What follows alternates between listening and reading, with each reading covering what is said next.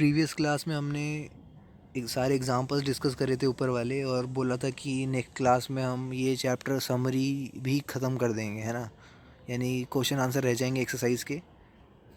तो देखते हैं रिलेटिव वेलोसिटी क्या होता है ना। जैसा कि तुम्हें पता है इसके बारे में, experience of travelling in a train and being overtaken by another train moving in the same direction, है ना। जो कोई ओवरटेक कर देता है गाड़ी को या फिर ट्रेन को, तो while that train must be traveling faster than you to be able to pass you, it does seem slower to you than it would be to someone standing on the ground, है ना। क्योंकि तुम्हारी खुद की speed है, तुम्हारी speed से भी आगे जा रहा है। मान लो कि कोई ट्रेन चल रही है 40 किलोमीटर प्रति घंटे की रफ्तार से, ठीक है, और तुम्हारी ट्रेन थी 30, तो तुम्हें लगेगा सिर्फ 10 किलोमीटर प्रति घंटे की रफ्तार से आगे चल रही है, ठीक है, ऐसा कुछ लगेगा तुम्हें, ठीक है। तो इन case both the trains have the same velocity with respect to ground, then the other train would seem not to be moving at all, ठीक है, ऐसा भी होता है। ठीक है, ये परफेक्ट कंडीशन नज़र तो नहीं आती है, मगर जब भी आती है तो काफ़ी ऐसा लगता है कि कुछ हो ही नहीं रहा है, मूव ही नहीं हो रहे हैं। ठीक है, एक छोटा सा एग्जांपल देता हूँ तुम्हें। कार का टायर है, ठीक है, लेफ़्ट और राइट टायर जो है एक दूसरे को रिलेटिव जो है वो मूव ही नहीं हो रहे हैं एक दूसरे के रिलेटिव। ठीक है, इवन गाड़ी स्टैंड हो रही है या फिर गाड़ी मूव कर रही है, दोनों पैरेलल ही चल रहे हैं ना। ऐसा लग रहा है कि आप लेफ़्ट टायर से राइट टायर पे जाओगे तो कुछ नहीं होगा, वो उनके लिए रेस्ट पे है। कितना मज़ेदार चीज़ है ना। To understand such observation we need to introduce the concept of relative velocity. तो यहाँ पे रिलेटिव वेलोसिटी आता है। Consider two object A and B moving uniformly with average velocity v and v B. ठीक है, मान लेते हैं दो वेलोसिटीज़ हैं, ए और बी ऑब्जेक्ट हैं इन वन डायमेंशन। यहाँ पे वन डायमेंशन की बात कर रहे हैं, मान लो एक्स एक्सिस की, अनलेस स्पेसिफाइड, ठीक है, जब तक बताया नहीं जा रहा है। Velocity mention in this chapter are measure with reference to the ground. ध्यान देना, हर बार हम ग्राउंड को रेफरेंस मानते हैं चैप्टर में जब तक स्पेसिफाई ना करा जा रहा हो, ठीक है, क्योंकि फिर इक्वेशंस ही बदल जाती हैं, फिर चीज़ों को देखने का नज़रिया ही बदल जाता है। If x A zero and x B zero are position of object A and B, क्योंकि इनिशियल पोजीशन है तो ज़ीरो से स्टार्ट हो रहे हैं, respectively at time t zero, their position A t sorry x A t and x B t at time t are given by. तो ये कौन सा फॉर्मूला है, v is equals to u plus a t वाला। Sorry यहाँ पे S है, ठीक है। ये तो इनिशियल वेलोसिटी, देखो तुम्हें पता है डिस्टेंस क्या होता है, total distance, speed equal to distance upon time, distance equal to speed into time. तो इनिशियल डिस्टेंस तो हमारा ज़ीरो है, उसमें ऐड कर दिया हमने जो एक्चुअल डिस्टेंस आ रहा है, वही तो था वी ए टी। सही ना, वी क्या है, स्पीड है, ये वेलोसिटी बात एक है ना।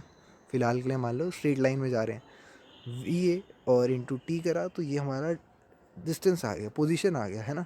तो इसको हम इनिशियल पोजीशन से ऐड कर रहे हैं तो हमारा टोटल आ जाता है इन टाइम टी कितना कितना चले, ठीक है। और सिमिलरली हमने ऑब्जेक्ट बी का भी यही काम करा।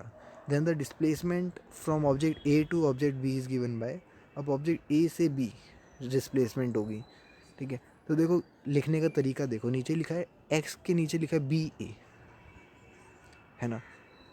बी ए क्यों लिखा है, क्योंकि एक्स बी टी को हम पहले ले रहे हैं, माइनस कर रहे हैं एक्स ए टी से, ठीक है, तो इसलिए एक्स बी ए टी बोल रहे हैं।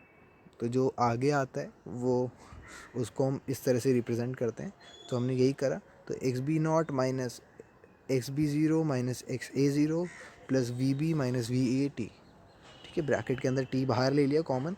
इक्वेशन कह रही है कि is easily interrupted, it tells us that the scene from object A and object B has the velocity vb minus va, because displacement from A to B changes steadily by the amount vb minus va, ठीक है। तो यहाँ पे steadily change हो रहा है in each unit of time। we say that the velocity of object B related to object A is vb minus va। तो कैसे हुआ ये, मतलब vb a जो होता है वो vb माइनस va होता है। जैसा मैंने तुम्हें थोड़ी देर पहले बताया था कि तुम्हारी ट्रेन इतने किलोमीटर से चल रही है और सामने वाले की तुम्हारी 30 से सामने वाले की 40 से, तो डिफरेंस कितने का हुआ, 10 का, है ना। तो वही चीज़ है, similarly velocity of object a related to object b जो हो जाएगा v a minus v b हो जाएगा, ठीक है। तो अब यहाँ पे वेलोसिटी तो नेगेटिव भी आ सकती है, है ना। तो तुम्हें अब किसके रिलेटिव करना है वो तुम पे डिपेंड है, ठीक है। अब ऐसे बोलेंगे कि तुम्हारी गाड़ी जो चल रही थी वो negative of 10 kilometre per our की स्पीड से चल रही है सामने वाली गाड़ी से, है ना। तो ऐसे भी कह सकते हैं। तो ये देखो कंपैरिजन कर रखा है यहाँ पे कि position time graph of two object with equal velocity. पहले तो इक्वल वेलोसिटी है तो लग रहा है कि एक दूसरे के पैरेलल हैं, है ना, साथ ही चल रही हैं। भले ही उनका इनिशियल डिस्टेंस अलग हो। नाउ वी कंसीडर, अच्छा यहाँ पे एक और है, position time graph for two object with unequal velocity, है ना। तो देखो बीच में एक पॉइंट आता है showing the time of meat, ठीक है। ऐसे भी हो सकता है कि आपस में मिल जाएं। तो this shows that v b is equals to minus V A b. ये बात समझ में आती है, v B a is equals to minus V A b, है ना। तुम ऐसे 10 को क्या कह सकते हो, माइनस ऑफ -10, तो +10 आ जाएगा, है ना। वही चीज़ लगा रखी है। Now we consider some special cases. तो पहला केस है अगर दोनों स्पीडें बराबर हुई तो we B minus we a 0 हो जाएगा, है ना। तो इक्वेशन 3.13 जो है वो x B t minus x A t is equals to x b naught minus x a naught हो जाएगी। तो two objects stay at a constant distance, ठीक है, एक कांस्टेंट डिस्टेंस दूर पे रहेंगे वो, ठीक है। कन्फ्यूज़ मत होना, तुम ऐसे बोल सकते हो कि इनिशियल डिस्टेंस कुछ भी हो सकता है ना। तो and their position time graph are straight line parallel to each other as shown in figure 3.16, जैसा आपको दिखाया अभी। रिलेटिव वेलोसिटी वी ए बी और V B A is zero in this case. चीज़ समझ में आती है ना। सेकेंड है, कह रहे हैं अगर स्पीड ऑफ ए तेज हो गई और वी बी से, है ना, और V B minus we A negative आ रहा है। अब समझो आगे वाली पहले वाली गाड़ी तेज़ थी, ठीक है, तो आंसर नेगेटिव आएगा ही, क्योंकि वी बी जो है वो छोटा है वी ए से, तो आंसर नेगेटिव है ना। On one graph steeper than the other and they meet at a common point. तो एक पॉइंट में मिल रहे हैं वो। For example suppose v a, यहाँ पे देखो ये सारी वैल्यूज़ जो हैं वो ग्राफिकली भी समझा रखी हैं ऊपर, है ना, फिगर 3.17 में, जैसा आपको दिखाया यहाँ पे, है ना। तो इसको ग्राफिकली प्लॉट करके बता रखा है। Suppose v b mine and v a are of opposite sign. For example in the above example object a is moving with 20 metre per second, और ये सारी चीज़ों को एज्यूम करा है, ठीक है। This velocity of B is related to A, तो वी बी ए आ गया हमारा -30। In this case the magnitude जो है वो 30 मीटर पर सेकेंड है, is greater than the magnitude of velocity of A और दैट ऑफ बी। तो if the object under consideration are two trains, then the person sitting on either of the two train, the other train seems to go very fast, ठीक है। दूसरी train जो होगी वो fast दिखेगी बहुत। देखो क्या हो रहा है, v a and v b are of opposite signs. ऐसा कब होता है, जब एक दूसरे के सामने ट्रेन आ रही हो, तो एक इंसान कहीं किसी में भी बैठा मिले तो क्या होगा। देखो अगर -30 हो या +30 हो, है ना, आपस में दोनों ऐड ही होंगे पहली बात तो स्पीड ऐसे लगेगा। देखो सामने से ट्रेन आ रही है एकदम तुम्हारे, तो हर बार फास्ट ही दिखेगी वो, है ना। तो ऐसे में कह रहे हैं दोनों केसेस में ट्रेन फास्ट लगेगी, ठीक है। And equation are valid even if v and v b represent instantaneous velocity, ठीक है, वो उसमें भी वैलिड है ये। तो position time graph of two object with velocities in opposite direction showing the time of meeting. तो देख रहे हो कितनी जल्दी मीट कर जा रहे हैं, है ना, ये एक दूसरे की तरफ ही आ रहे हैं, ठीक है। एग्जाम्पल देख लेते हैं। Two parallel rail tracks run north south, train A move north with the speed of 54 kilometre per hour and train b move south with speed of 90 kilometre per hour. तो एक टू पैरेलल रेल ट्रैक है, पहले तो north और south, ठीक है। North यानी top पे, साउथ यानी बॉटम पे। तो बोल रहे train A move north with speed दे रखी 54 किलोमीटर पर आवर। ट्रेन ए कहाँ जा रही है, ऊपर को जा रही है, ठीक है, यानी साउथ से होते हुए नॉर्थ को जा रही है। Train b move south with speed 90, तो ऊपर से नीचे जा रही है, ऐसा कुछ समझो, है ना। What is the velocity of B with respect to a, velocity of ground with respect to b and velocity of monkey running. कितना अच्छा क्वेश्चन है यार, ठीक है, अच्छा कॉन्सेप्ट, ये पूरा कॉन्सेप्ट क्लियर कर देगा तुम्हारे रिलेटिव वेलोसिटी का। तीसरा पार्ट कह रहे हैं velocity of monkey running on the roof of the train A against is motion, ठीक है, जिस मोशन में ट्रेन जा रही है उससे अगेंस्ट जा रहा है मॉन्की, ठीक है। जैसे तुम शाहरुख खान को देखते हो चेन्नई एक्सप्रेस या किसी भी मूवी में दौड़ते हुए, है ना, ट्रेन के ऊपर, तो वैसा ही कुछ है कि एक रनर है जो कि अपोजिट डायरेक्शन में दौड़ रहा है with velocity of 18 kilometre per hour with respect to train a as observe by the man standing on the ground, ठीक है। बहुत कुछ तुम्हें कंफ्यूज करने की बात करी है।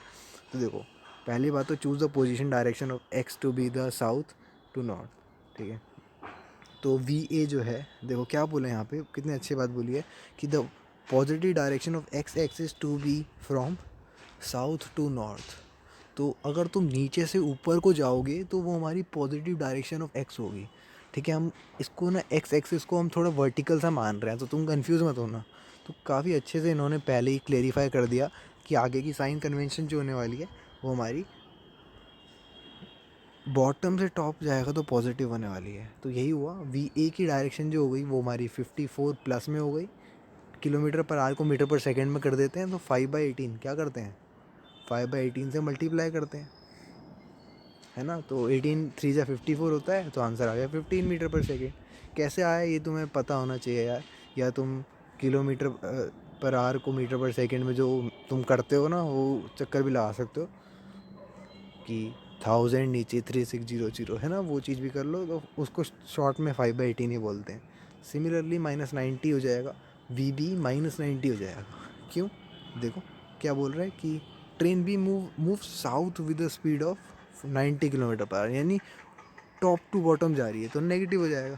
समझ में आ रहा है, साइन कन्वेंशन आ गई समझ में। हमने यूनिट्स भी चेंज कर दी मीटर पर सेकेंड में। तो relative velocity of B with respect to A जो हो जाएगी, यानी relative velocity of B A के रिस्पेक्ट में, तो we B minus we A. समझ में आ रहा है, जिसका रिस्पेक्ट लोगे उसको तुम पीछे रख देना, जो चीज़ पहले बोलोगे विद रिस्पेक्ट टू के बाद जो आएगा वो पीछे हो जाएगा। तो we B minus we a हो जाएगा -40 मीटर पर सेकेंड। समझ में आया क्या हुआ, वी बी लिखा हमने और वी ए लिखा, तो नेगेटिव नेगेटिव ऐड हो गए और आंसर भी -40 मीटर पर सेकेंड। तो the train B appear to A to move with speed 40 metre per second. ऐसा लगेगा ट्रेन बी को, train appear to A, train A को ऐसा लगेगा कि ट्रेन बी जो है वो 40 मीटर प्रति घंटे की रफ्तार से दौड़ रही है फ्रॉम नॉर्थ टू साउथ, यानी ऊपर से नीचे, ठीक है। कन्वेंशन भी आ रहा है, relative velocity of ground with respect to b. तो क्या हो गया, ग्राउंड तो हमारा किस पे है, ज़ीरो पे है। WRT बोलते हैं short form with respect to को, है ना। तो विद रिस्पेक्ट टू बी बोला है, यानी बी पीछे आएगा। तो बी कितना था हमारा, 25 था, तो नेगेटिव नेगेटिव पॉजिटिव, -25 था ना, नेगेटिव नेगेटिव पॉजिटिव हो गया। आखिरी केस में velocity of monkey with respect to ground जो मान लेते हैं वो मान लेते हैं VM। तो relative velocity of monkey with respect to A जो हो जाएगी, अब विद रिस्पेक्ट टू ए बोला है तो वी ए जो आएगा पीछे आएगा, तो VM minus V A that is, अच्छा 18 किलोमीटर पर आवर था ना, और वो अपोजिट डायरेक्शन में था तो नेगेटिव आ गया, तो -5 मीटर पर सेकेंड आ गया, ठीक है। 5/18 करोगे तो VM हो जाएगा 15 - 5 that is 10 metre per second. तो ये था हमारा प्यारा सा क्वेश्चन। होप तुम्हें समझ में आया होगा रिलेटिव वेलोसिटी का कॉन्सेप्ट। समरी डिस्कस कर लेते हैं, छोटी सी है कि एक object is said to be in motion if its position change with time, ठीक है। Position of an object can be specified with reference to a convenient chosen और ओरिजिन, और for motion in a straight line motion of to the right of the origin is taken as positive और to the left negative. तो path length is defined as the total length of the path traverse by an object, और displacement जो होता है वो change in position होता है। फिर ऑब्जेक्ट को uniform motion in a straight line if it displacement is equal to in equal interval of time, otherwise the motion is said to be non uniform, ठीक है। ये सारी चीज़ें हमें पता है। एवरेज वेलोसिटी होता है, क्या होता है कि average distance displacement covered in कितना टाइम टेकन, है ना। तो XT ग्राफ में average velocity over a time interval is the slope of initial and final position corresponding to that interval, ठीक है। उसी का स्लोप कहते हैं। एवरेज स्पीड क्या होता है, ratio of total path length traverse corresponding time interval, ठीक है। इंटरवल बोलते हैं तो तुम्हें समझ में आना चाहिए डेल्टी की बात हो रही है। Average speed of an object is greater than और equal to the magnitude of average velocity, है ना। नेगेटिव तो होती नहीं है स्पीड, या तो बराबर होगी या ज़्यादा होगी। तो इंस्टेंटेनियस वेलोसिटी और simply velocity defined as the limit और the average velocity the time travel del T become infinitesimally small. ठीक है, ये चीज़ समझ में आनी चाहिए। तो मैं D x by D T कहते हैं वी को। और एवरेज एक्सेलरेशन सेम चक्कर है, acceleration of an object at a particular time is the slope of the we T graph. ठीक है, और हमने डिस्प्लेसमेंट को बोला था एरिया अंडर द कर्व, किसका, वी टी का। ठीक है, वो चीज़ें भी यहाँ पे लिखी होगी, शायद नहीं लिखी तो तुम्हें पता होगा, है ना। देखो, the area under the curve of V T यानी velocity time curve between time T one and T two is equal to displacement of the object. ठीक है, तो ऐसे न्यूमेरिकल आ जाते हैं। और for object in uniform acceleration rectilinear motion the 5 quantity displacement X time T, initial velocity V naught, final velocity V, acceleration A are related by a set of simple equation, जो उसको kinematic equations of motion बोलते हैं। तो kinematic अब तुम्हें पता होना चाहिए यार। ये मैंने क्लास ली थी शायद, इससे पिछली क्लास में ही काइनेमेटिक का जिक्र आया था, और इससे उससे पिछली भी आया था शायद। ठीक है, देख लेना, पढ़ लेना। V is equals to v naught plus a t, x equal to v naught t plus half a t square, then v square equal to v naught square plus two a s. If the position of an object at time t zero is zero, if the particle start at x equal to x naught, x in above equation is replace by x minus x naught. ठीक है, अगर तुम्हारा particle जो है वो x not से शुरू कर रहा है तो x in the above equation को रिप्लेस कर देंगे एक्स माइनस एक्स नॉट से, क्योंकि हम एक्स नॉट को ज़ीरो ले रहे थे, इसलिए इक्वेशन में दिख नहीं रहा था ज़ीरो। ठीक है, ये क्वांटिटीज़ होती हैं, उनका डायमेंशन दे रखा है, पाथ लेंथ एल देते हैं, डिस्प्लेसमेंट भी हमारा एल होता है, velocity average instantaneous L T minus one, speed average instantaneous L T minus one, acceleration का तुम्हें पता है। ठीक है, पॉइंट टू पॉइंटर जो है, ये चीज़ों का ध्यान रखना तुम कितने बड़े हैं। चलो देख लेते हैं, छोटा सा ही है ना। ये नेक्स्ट क्लास में क्वेश्चन आंसर ही करेंगे।